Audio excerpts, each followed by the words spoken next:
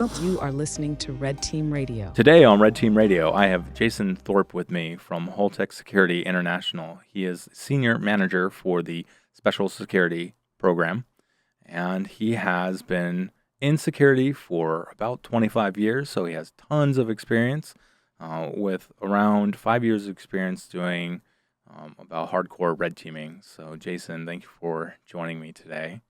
Thank you. Thank you for having me. I know you started your career in the military, and then you transitioned from military to contractor life, right? You're like, yeah, I got that green badge now. And tell us a little bit about what that transition was like, and how you made that transition from what you were doing to security and security services. Yeah, it was kind of a weird transition because it was a weird time.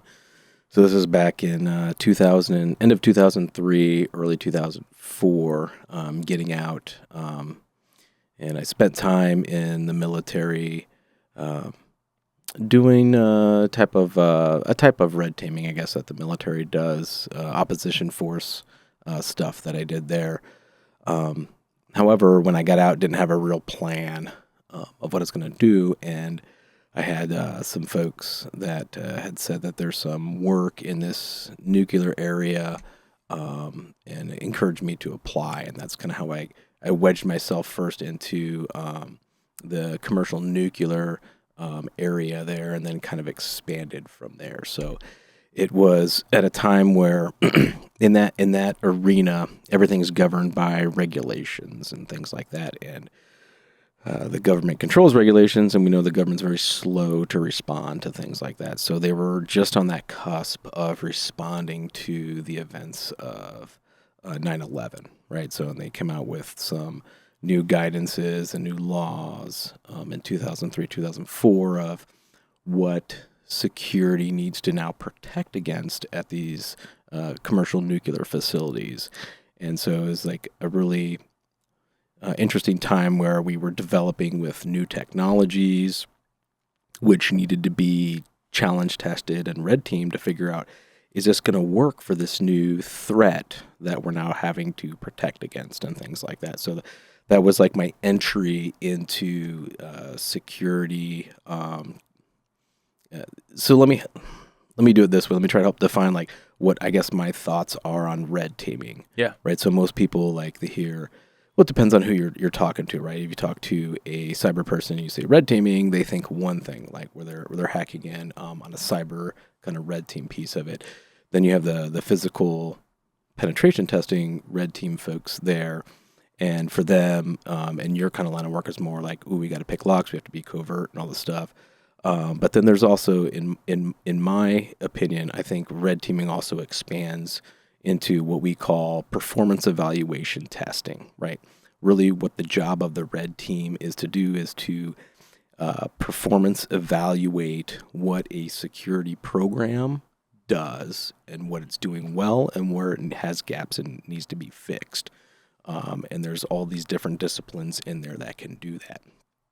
And so what I was doing there was, it was more dynamic, where we would explosively breach things or mechanically breach things, more on the overt side versus the covert side. There were different rules and regulations that guided the kind of the covert piece of that, that we weren't really doing. We were doing more the overt stuff. We were more concerned with direct armed attacks and things like that. And so that's what we were really working for the first few years of doing that.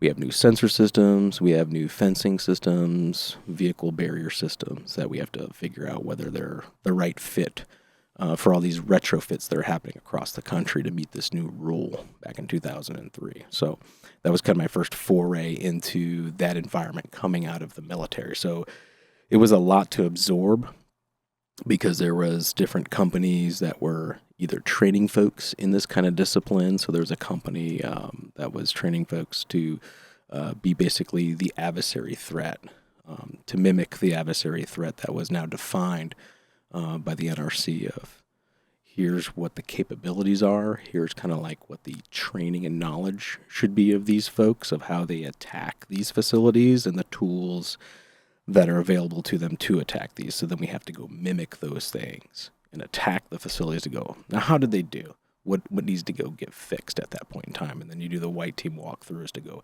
here's where we got in, here's where we solve vulnerabilities. Now we got to go figure out how to go fix those things with the Blue Force. So that's kind of like my introduction from going from military life into this contractor piece. And there's a whole lot of other tentacles in there that I was working on as well. There's other training pieces that I was working with ICE, Immigration Customs Enforcement, through different projects, in addition to the work that I was doing for a particular nuclear facility to help them get and meet those new regulations that were coming out for physical security. And then physical security today versus when you were, in that high flux period of 2003-ish, have you seen it increase steadily, or has it not increased as much as you thought it was going to increase, or more than you thought? I feel like the security, I guess the standard, like the bar of what security should be from that like 2003, 2004 period to now, has definitely shifted. I don't know if it's increased. I think we're doing a better job at leveraging technology. Before we would throw people at the problem, right? Where, let's say, for instance, you'd have an issue with an intrusion detection system that wasn't up to par, or some type of other barrier system that was credited in your security plan that says, hey, we need this to do whatever.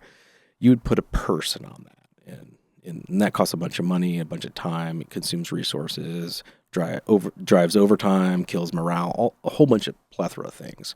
And that was usually the solution for every time we had a problem. Every time you needed to go fix something, just put a body on, and then we'll get around to it. We'll have an engineering fix in 6 months, 12 months, whatever that looks like.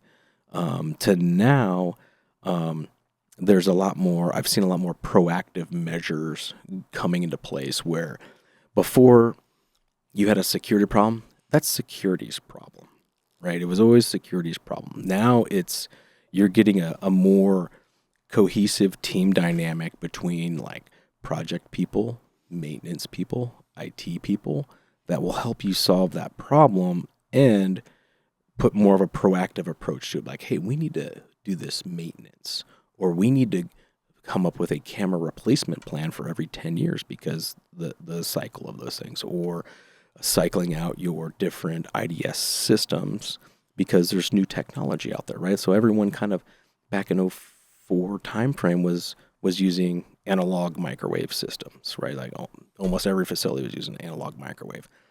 That stuff's now, they don't even make parts for that anymore.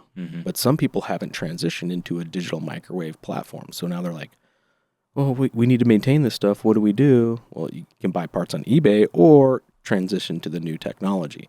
And so you have some sites that are doing a really good job at integrating their operations team, their security team, their IT teams, their maintenance teams into being proactive and looking at these things, versus back in the day, it was just like throw money at the problem, throw bodies at the problem. It'll kind of go away.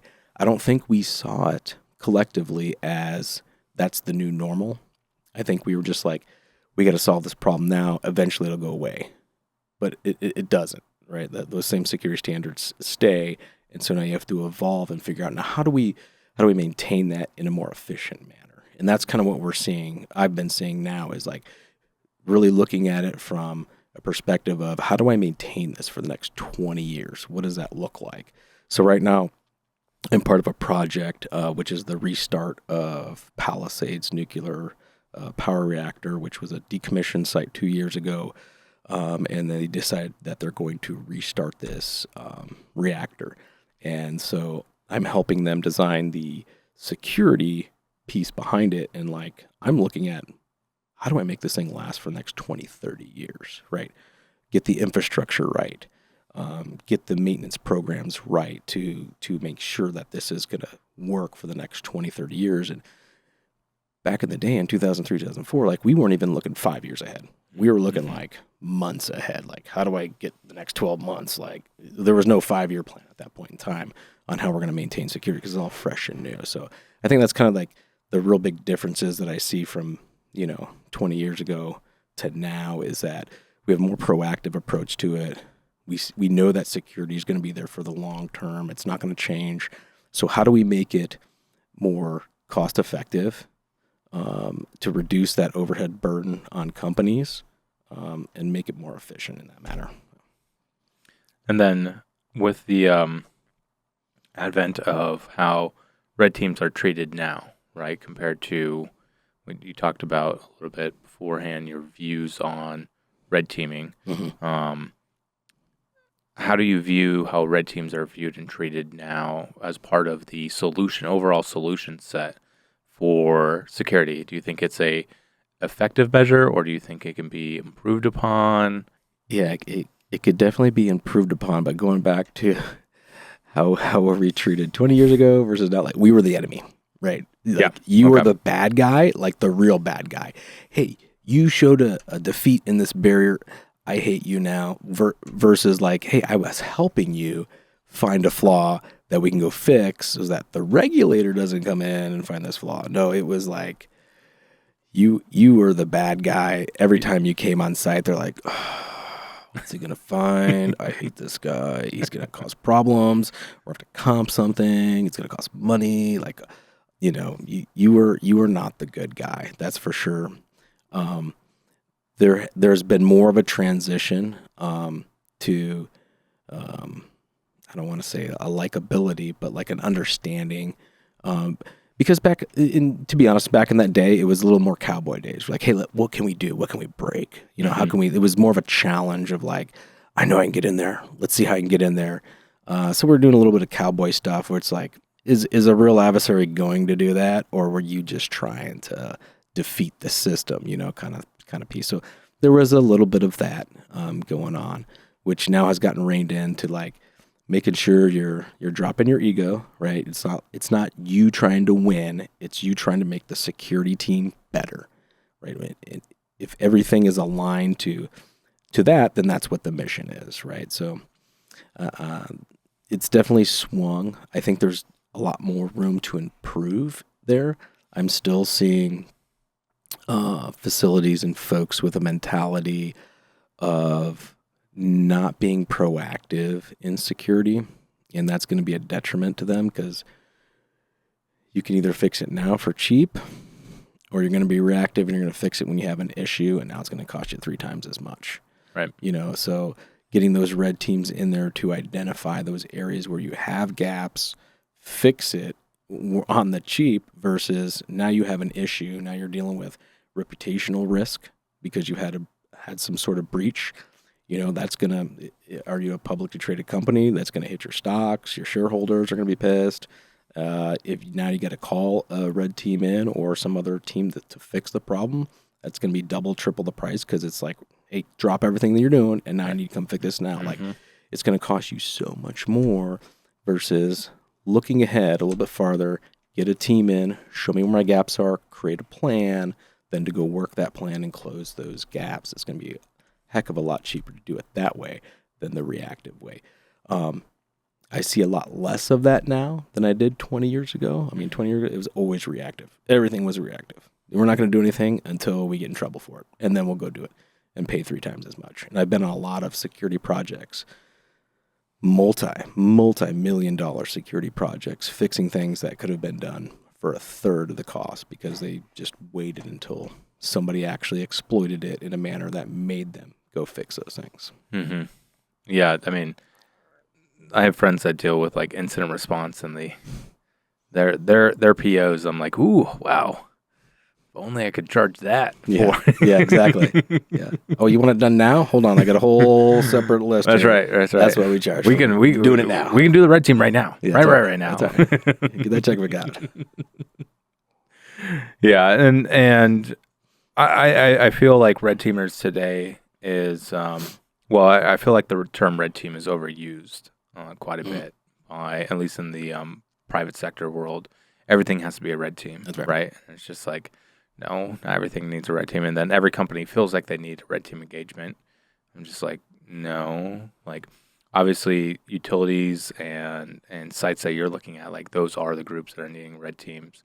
But a startup that has 5 employees and just came out with their MVP, they don't need a red team engagement, right? And they, we've seen vendors of products or companies that want to partner with another company for like a high-tech security startup or a high-tech startup in general. And they're like, well, you have to have a red team engagement before we partner with you. And it's just like, we have, 10,000 lines of code. We don't have an office. Well, what do you want from this, right? Yeah. So I feel like that term definitely has been overused. And I think it started in like 2016. I like the term performance evaluation program. Yeah. Because you're evaluating that's what you're doing at a red team engagement. You're evaluating that company's security performance procedures, protocols, TTPs, right? Yep. You're evaluating that, exploiting it in most manners but then to go back and say, here's what you got to go fix. So I try to always refer to that as a performance evaluation program. Yeah. Yeah. And explaining, it's not just us to come in there and break everything and then leave, right? It's like there has to be a purpose behind this project. What is your agenda behind the project client? Does it actually align with what this would be for, or do we need to change the current project? Yeah. And then you brought up like, the dealing with the white team and doing walkthroughs, right? I find that many times that can provide a tremendous amount of value for companies that feel like they need a red team, but they actually don't. It's like, okay, let's just do a walkthrough instead, right? Yeah. We don't need to do the full cloak and dagger engagement stuff. Yeah. Make us look like badass ninjas. We'll just tell you, like, we'll do a walkthrough. It's going to be infinitely cheaper for you. And it's also going to provide more value than having, a team of 5 go in, do the cloak and dagger stuff, and then we explain everything. Yeah. And I like the direction where teams are going, and really teams now, except for the companies that don't have an actual red team, when a company legitimately has a red team, I think it provides so much more value, even if they're not being used directly as a red team for their clients, right? So when a consultancy has that ability, because then you can view things in a different way, in an actual adversarial way, and tell them like, hey, when something totally unrelated to, a red team engagement, that they have a idea for how something should be done, and you can tell them that's not what's actually going to protect against the current threats out there. Yeah. Right. Yeah, that's really the value of bringing in another team to look at what you created. And I do that whenever I develop, like I'm developing the security strategy for this Palisades restart plant. I brought in third-party people to look at my strategy, even though I've been doing this for 20-something years when I started this. Like, I brought in a third party to take a look at it. And guess what? They found something I missed, right? Because they always do. They're looking at it. They don't have what I have or what, a company is invested in and been looking at this problem for months or years.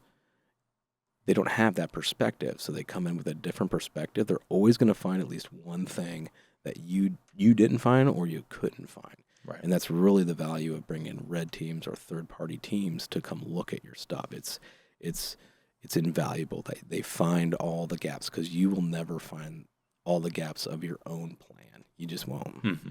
Yeah. And that's what is, I think the security maturity, knowing that, hey, I need to have someone else also look at this because I don't know everything. Yeah. Right. I know, at least in the pure private sector world, not even in the government contracting space, but just private security companies or private companies themselves, you have managers that just think they know everything. They can't do anything wrong, and they don't need additional help, right? Oh, we have pen testers that we use, but they don't need to look at any of my stuff that I'm building because all that's correct, right? I've been doing this for 30 years. Well, Yeah, it's a bad mentality right there. Yeah. In my experience. Yeah. That's, No, I agree. yeah. Definitely. Because you're always going to find something. Somebody is going to have a different walk of life, a different perspective that's going to find that one thing that you overlooked because of your perspective. Mm-hmm. Every time. And I've met your team, obviously a few times now. And I like the build out of your team. So I haven't said this to you before, but I remember the first time I met your team, which was last year in October. Yeah. Your team came in, and I was just like, "Oh damn, this is good!"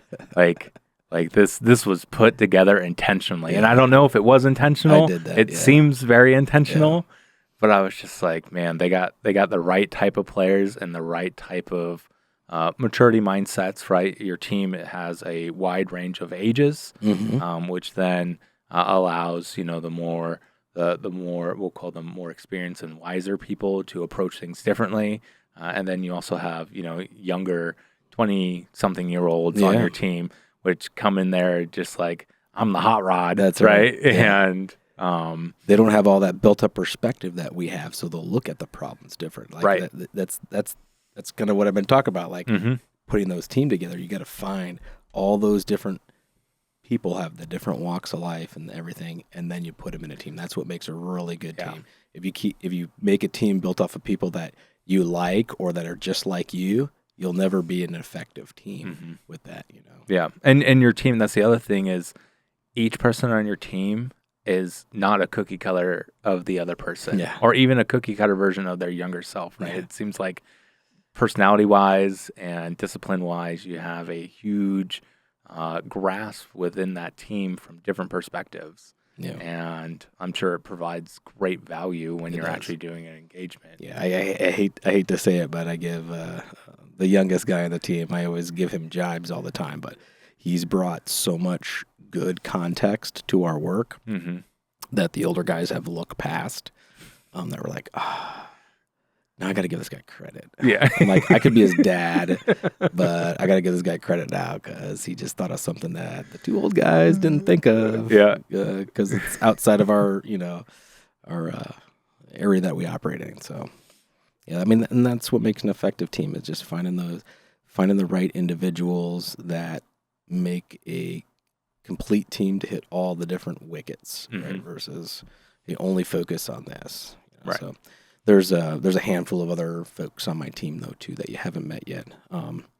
We'll cycle them through. At some point in time you'll get to meet those folks. But kind of the special sauce that I've been brewing with HSI is we're in a bunch of different markets, and instead of having folks that are just strictly red team, right? Hey, you're just red team folks. You're just CAF team folks, which the CAF team is our dynamic overt team, or you're doing EP, executive protection, or some type of asset recovery, dynamic asset recovery. All the folks are getting cross-trained in all those skills because a lot of those skills overlap, right? Like the covert pieces and the methodologies that are taught there overlap with the dynamic side, even though you're like, instead of using lockpicks, you're using water charges to breach doors and things like that. Like, there's still a lot of those pieces that concepts that mirror each other and complement each other. And then the same thing with executive protection, where you're looking for, counter surveillance and things like that. Like, all that stuff kind of intertwine. The skill sets intertwine with that. And so instead of like having a team, of 5-10 people doing red team stuff, a team of 10-20 people doing CAF team stuff, and then a team of 10-15 folks doing EP stuff, you could have just one team of 15 folks that are all cross-trained in these very similar skill sets, then to provide that value. So now, for example, you're only getting a handful of red team engagements a year. When they're not on a red team engagement, now they're doing a CAF team exercise against a nuclear facility. And then when they're not doing that, now they're running a EP team on the weekend for whatever executive that's doing whatever. So if you get them cross-trained in that, then you can kind of shuffle them around and move them more dynamically. Otherwise, your only other option is like 1099 employees, right? Now you're dealing with okay, I need 100 people on this list to guarantee that I can at least fill these slots. And then the people are meeting minimum standards, not necessarily your standards that you want them to have. So it's a way where I can ensure that I have high quality trained people for all the jobs versus just meeting minimum requirements and filling holes where I need to fill them at. So Yeah. sorry, I kind of went on a tangent there. No. on team dynamics. No, it's great. I mean, I like again, when I see lots of teams come in through here, right? And they're definitely teams that I see that I'm just like, okay, each one of you is literally a clone of each other, right?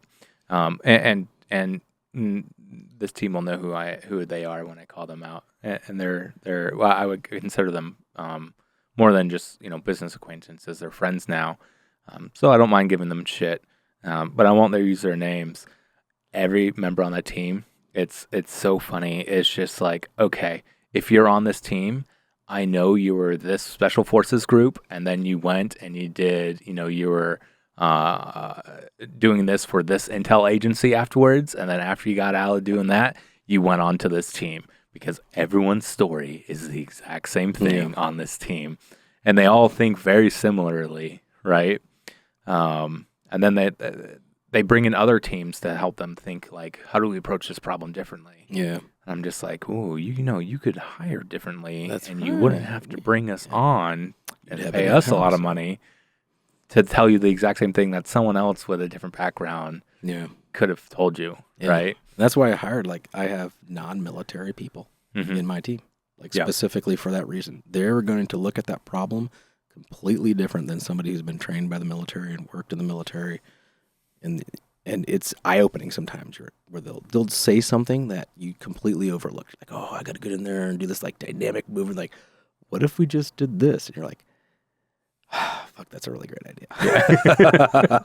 Why did I think of that? Yeah. But it's good to know that you can't know everything, right? And I think there are some players in the field right now where they try to pretend like they can know everything.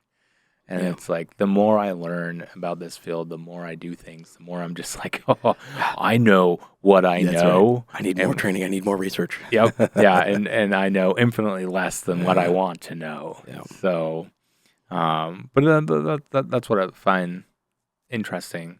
Again, with your team dynamic, is you do have that mix, and I really like that. So I look forward to meeting the other team members as well. Are you sure? I don't know. You tell me. Yeah, no, they're good. There's some good folks there. Yeah. So as long as they don't come in and flashbang me, yeah. No, it's a fun tool. To get your attention. So I've heard. Yeah, that's all right. Not paying attention, might get banged. It's a good wake up call. That's all right. If you ever get tired, keep you on your toes. Get tired on the job. That is true. And so with your team, I know you've done some engagements. Yeah, I know via text message you were texting me some crazy stuff. That was an interesting engagement. Can you talk about that engagement at any capacity? I can talk about that engagement a little bit. So that one was sorry, I gotta think about what I can say and not say, because I have to make sure. I know the weather where I was at was better than the weather where you were at, because I was in Hawaii when you were texting me. So I will tell you, a part of this engagement was we were doing some light testing of the security of a facility to see how the security force would respond. Right, so we go in there like vagrants and like, hey, are they going to shoo us away? How close can we get to the building before somebody comes out, and all that stuff. And we were in a surveillance overwatch position for about 17 hours prior to, and just kind of observing what security was doing and what the local folks were doing, kind of getting a sense of lay of the land before we went out in the field and started doing stuff like, what are people wearing? What are they doing? What does it look like? And how our folks are responding. So we kind of got a feel of that. And then it started raining, and it was like 36 degrees outside. And I'm like, it's going to be a long night out in the rain, doing this silliness. And I was like, the youngest dude. I'm like, hey, I need you to go out there, and I want you to play the vagrant and start pulling on some doors and see what security does. Right? I'm gonna stay here and Overwatch and film for filming purposes. That's right. Where it's nice and dry. So he's out Climate there. controlled. That's right. He's out there and it's just coming down, cats and dogs, 36 degrees. And I'm like, I can't even see him through the window because there's so much rain on the window. So I'm just like, I took a picture of like, I'm inside, Nolan's outside. Here he is, right? So he just, for hours, he was out there. And security, we did find out that we did cause some alarms on the doors. And security was in a mobile patrol. They drove, they looked, they saw him, and then they just kept driving. Yep. Yeah. They're like, nah, we're not getting out. Yep. So he's out there, he's like, hey, anything else you want to test? I'm like, yeah, keep testing. Stay out there. Keep doing it.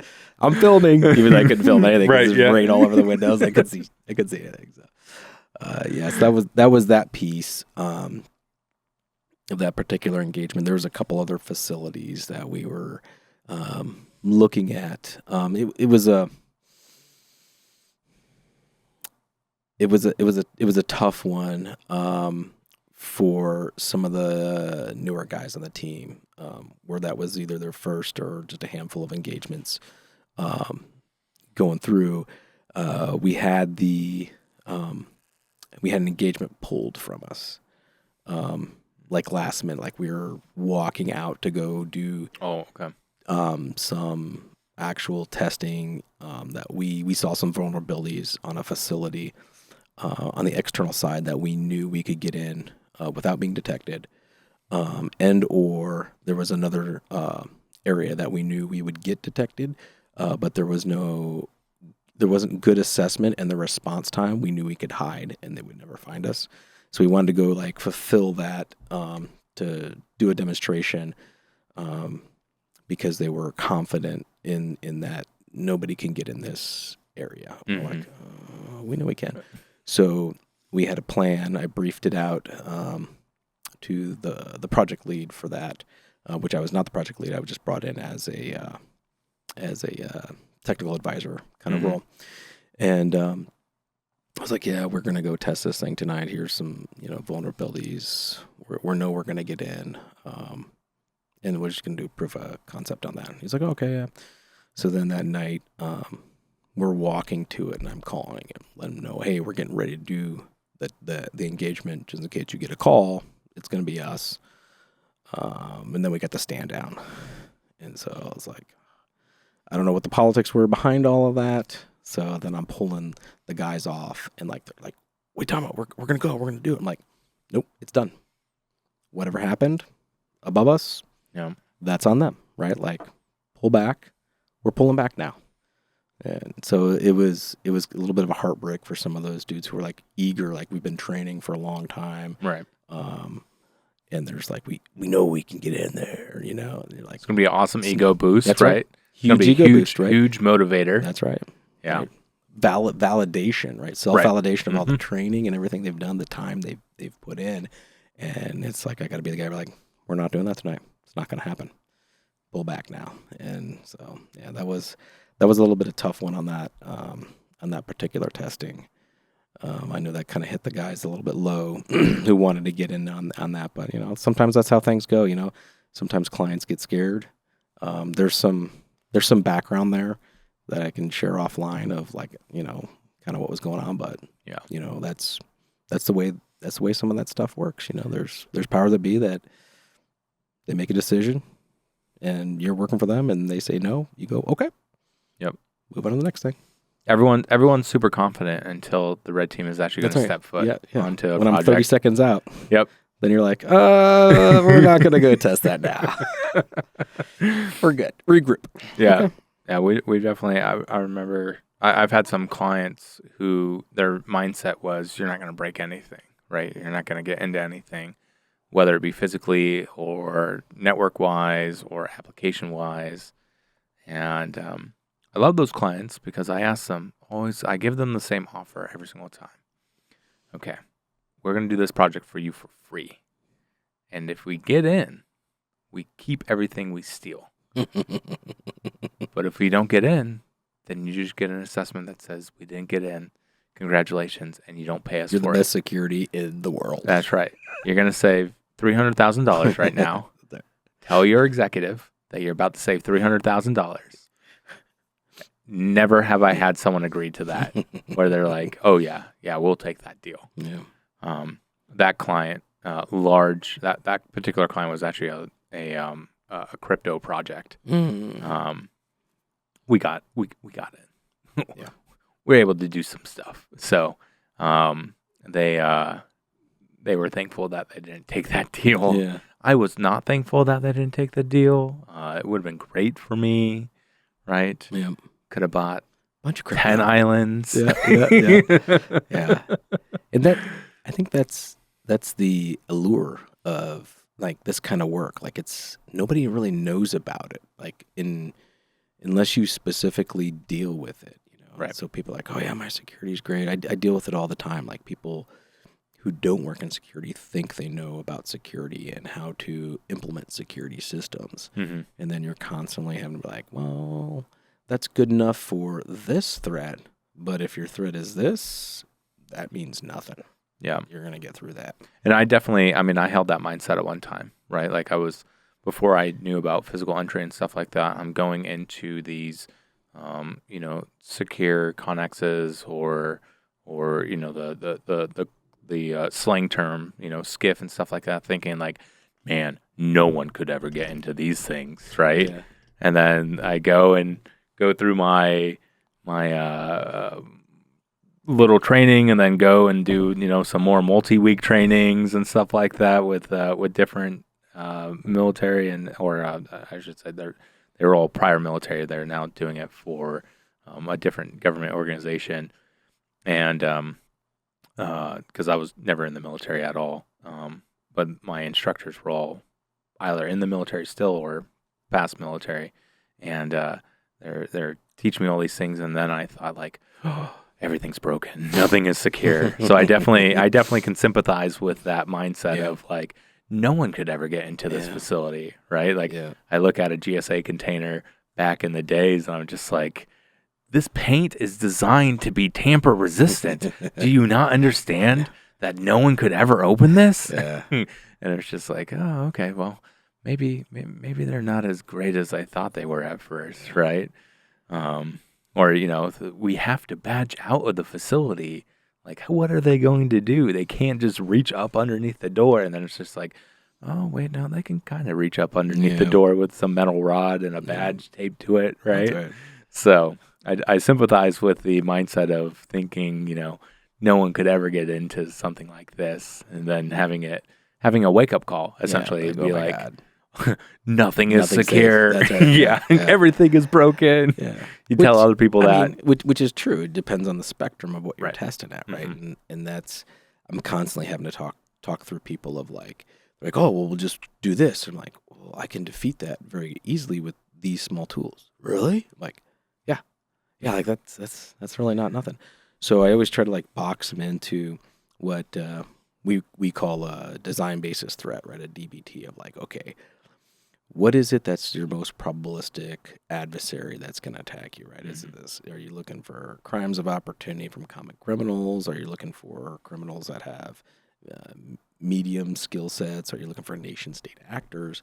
And then you can build that design basis threat around that. They go, okay, here's kind of the threat. Here's what their capabilities are. Now we're going to go mimic that to see how well your systems handle against, that agreed upon threat of what you should be protecting against, and then you can model off that. Because, if you take everything on the table, it's like nothing's secure. You can give it enough time, enough money and resources, you're going to find a way. It's spy versus spy. Right. You're always going to find a way. Like castles, right? Like that's why castles aren't around anymore. You put something there, somebody's going to figure out a way around that thing. It's just going to happen. So you got to kind of bound that a little bit, and we do that with what we refer to as a design basis threat. So we'll come up with a design basis threat for that facility. Like, okay, here's the most probable. You can do it from the most probable actor, and then you do what's worst case scenario that you potentially should encounter for that. and then we work through all those different sets of here's their capabilities, here's their skill level, here's their tools that they could use, and then now we're going to attack your facility within that design basis threat to go. As long as you meet that, you should be good, right? There's always that other spectrum, but that can be reanalyzed depending on, what your company doing. Are you what kind of work are you doing? What is your, what's the world look like too, right? Like, Russia's a big proponent in, looking at going after, people that don't like them. Right. Right. So there's stuff out there that if you are a company that is interfering with the work or whatever they want to do, they might target you. Mm-hmm. So now you have a different set of adversaries that you need to protect against. Right. So yeah, and really defining that scope with the client, is super important, because sometimes you'll have clients that think that, oh, the people that are coming after me is nation states, and it's just like, right, but maybe they might come after you, but really your problem is, generic cybercrime online. that's right. Right? It wasn't China's nation state did not come after you. They did not put the ransomware on your network, right? Yeah. It's because you had some box that was insecure pointed on the internet and it got popped, or you had an employee open up an email and now everyone's medical files are gone. That's right. Right? Something Coming like after you that. for ransomware on your medical files or your personnel files or whatever clientele files are. Like, Yep. Sometimes you pay it and they still don't give you it back. Right? Yeah. So. Go buy that cyber insurance. Heard that's really good. Yeah. I know we had discussions about that earlier this week. Oh man. Yeah. Cyber insurance. That's what I should totally get into. Mm-hmm. Learning how you just never have to pay, and you just never gonna pay collect. it, dude, but you collect. Yeah. It's great. It's awesome. Yeah. Right? The perfect scam. It's a perfect scam. Yeah, that's right. Give me a bunch of money and then sign this agreement that basically says, if you ever get attacked within these conditions, we don't got to pay you. Yep. Okay. The day of the week ended with the word day, so it's not going to work out. Yeah. We're not going to do it. Sorry. Yeah. What day that happened on? Monday? Can't pay on that one. That's right. That's right. Oh, it happened on Monday and continued to Tuesday. Now you pay us. That's right. Yeah, that's that bitching about cybersecurity insurance could just be a whole episode on itself. I don't know anyone who actively is excited about cyber insurance, except for the insurance brokers and the auditors that get paid to apply more cyber insurance to consumers. That's right. Right. Yeah. So, yeah. Now, on the you're talking about using different methods of entry and stuff like that. Does your team, and if it does, please let me know what I have to do to be on one of these engagements with you. Does your team get to test the more kinetic side of entry and breaching while on an engagement, or on an actual facility, or? Yes, asterisks. Yes. So when we do a kinetic engagement, there are some of the breaching methods that we will do actually live. There are, I'm sure you're aware, Sandia has a whole list of different breaching times with different tools, and you can use those times to, tabletop how long it should take a bad guy to get through these things. And you can use those times, and some facilities choose to just use that standard time. But most facilities say, nope, you got to breach it. Let's see how long it takes you. And then you got guys out there breaking tools, and now it's taking 3 times as long to get through there. Or it could be you have a really good day and you zip through that thing in 2/3 of the time that was stamped on there. So we do some of that. The explosive piece we do not do, just because of the unpredictability of fragmentation and things like that associated with explosives, right? We were we could explosively breach this fence. However, how are we calculating what the frag is of that fence with people in the area to ensure that they're staying safe? There's no way to really safely do that. Okay. But the using Broco torches, using other type of cutting tools and things like that to get through fencing and doors and stuff, we will do that. which is Okay. fun. Yeah. Yep. So still have to go to the range if I want to blow stuff up. Yeah. So we'll still have to, so we have a couple tools that we use, which are people and places, where we can go test theory out. So when kind of the regulator comes in and has like a great idea moment, we're like, oh yeah, I could, make a satellite charge that could get through 4 feet of concrete and put a man through. You're like, can you really? Yep. And so we have, some SMEs at Idaho National Laboratory who instruct the Army on their application of explosives that we can go, hey, is this a thing? Do you teach this? Because you're the guy that teaches the explosives. And he'll be like, no, that's not a thing. Or if he's like, yeah, maybe that's a thing. All right, let's mock up a demo and go blow it up at somewhere, San Diego, Idaho National Laboratory, or whatever, and get the data off of that to then go, okay, we're going to table this discussion. We'll move on with the drill, but we're going to table that piece of you saying that you can get through this with this specific thing. We'll go shoot that at another facility, grab the data, and then go back and be like, yeah, you're wrong, or, well, you know what, you're right. Let's go run it now. So there's like a process for that, those like events that pop up that you haven't thought about yet or haven't been scripted yet.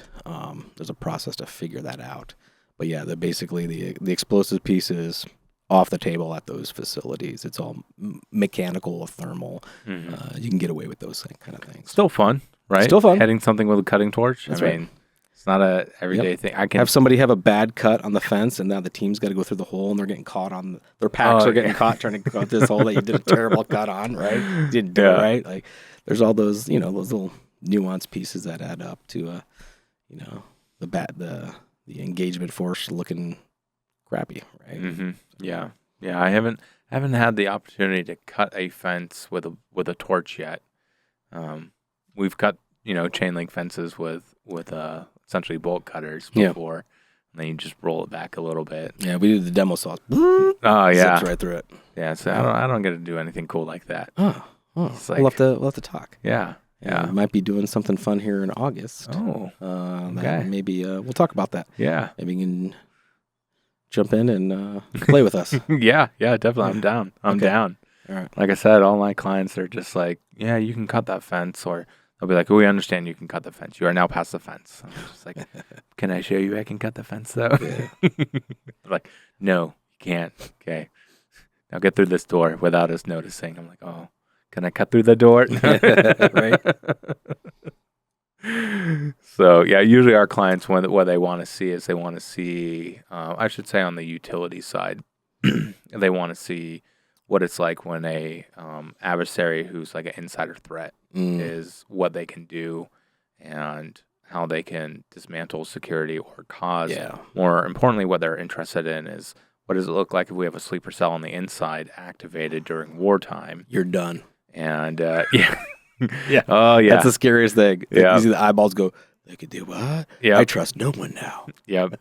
Yeah. Well, as we tell our clients, I'm just like, okay, cool. They're like, oh, yeah, we found the Russians on the network, right? I'm like, okay, cool. You found the Iranians on your network yet? And they're like, what? They're not on our network. I'm just like, are you sure? Like, have you found the people that are compromised, that are your employees right now, that are going to get activated or blackmailed into doing something during an event? And they're just like, no, none of our employees would ever do this. Yeah.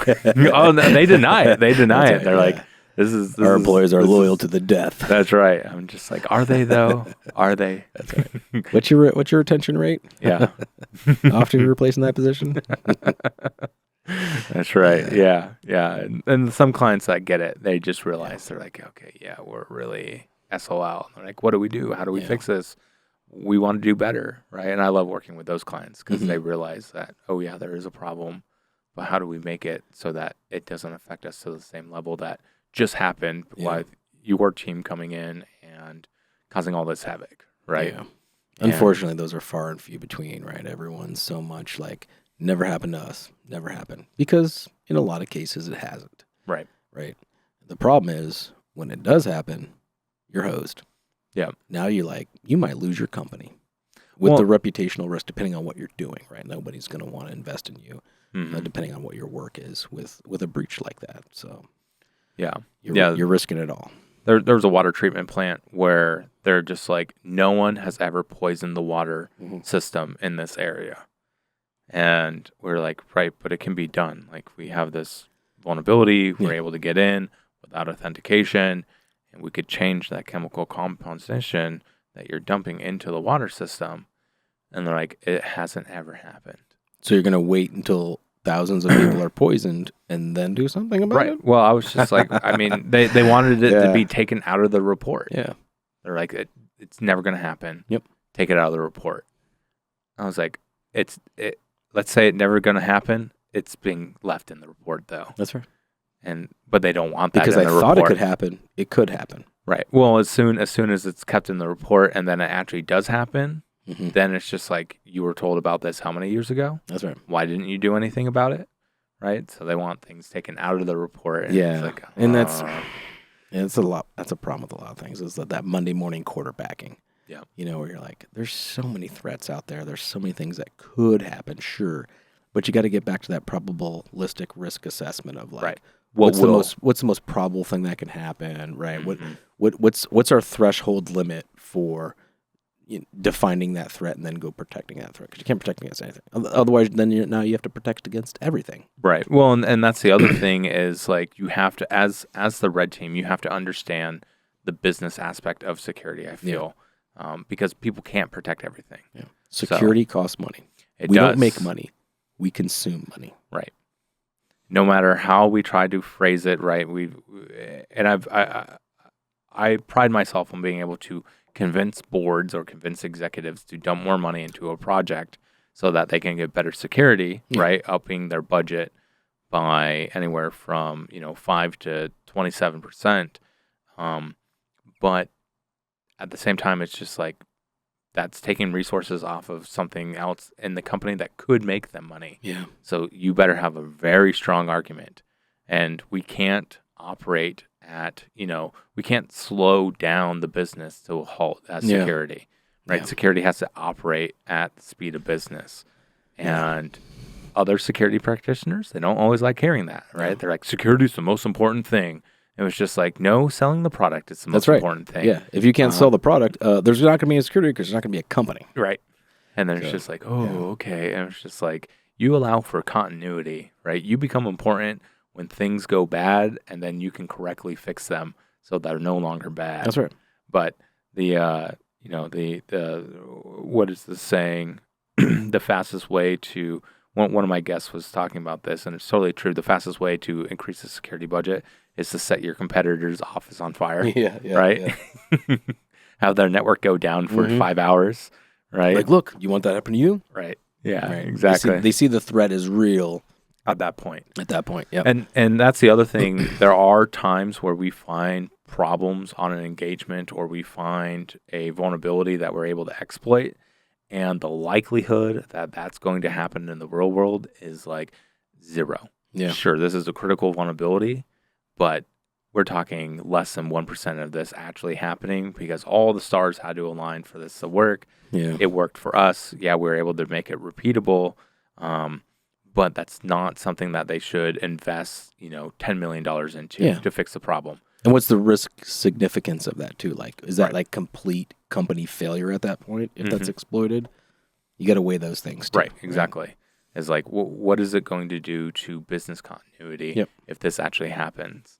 And what is the likelihood of this happening, right? And it's that traditional threat risk matrix, right? Yeah. It's like you have low, medium, high, but it's also how likely is this actually going to happen? And then what is our risk appetite for that? If it's a high risk on the chart, but the likelihood, it's a high impact risk, but the likelihood of happening is near 0, you have now taken that high impact risk and made it a medium low, for that particular client. Yeah, maybe we'll get to it. Maybe we'll do a couple stop gaps to make it less attractive. So for the last 10 years, I've been working with companies and with Sandia National Lab for one. I'm on the LWRS program there to help find ways to make security more sustainable, right? So utilizing new technologies to add some type of ROI to security on modifications, right? So you have, let's take it for an example, you have a facility where you have, let's say, 20 positions that you got to fill 24/7 to protect this data center or whatever, this facility, this high security facility. There's 20 positions. Each position is filled. It takes 5 people to fill each position, right?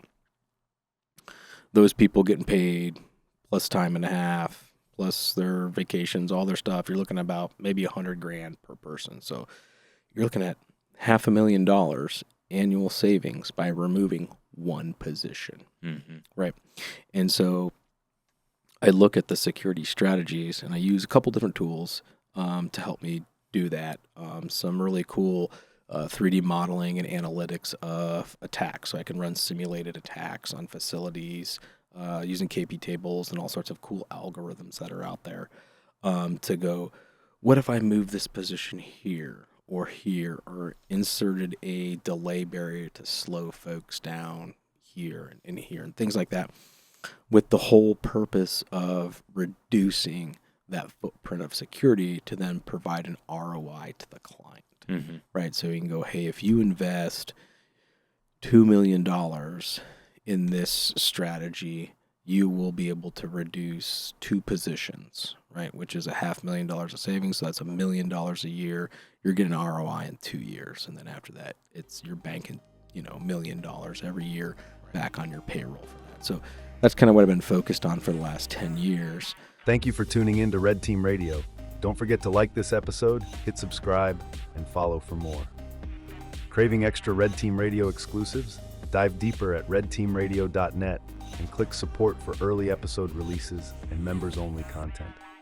Join us twice a month as we continue to unveil the unseen in the Red Team Chronicles. Remain vigilant and do not cease to be curious.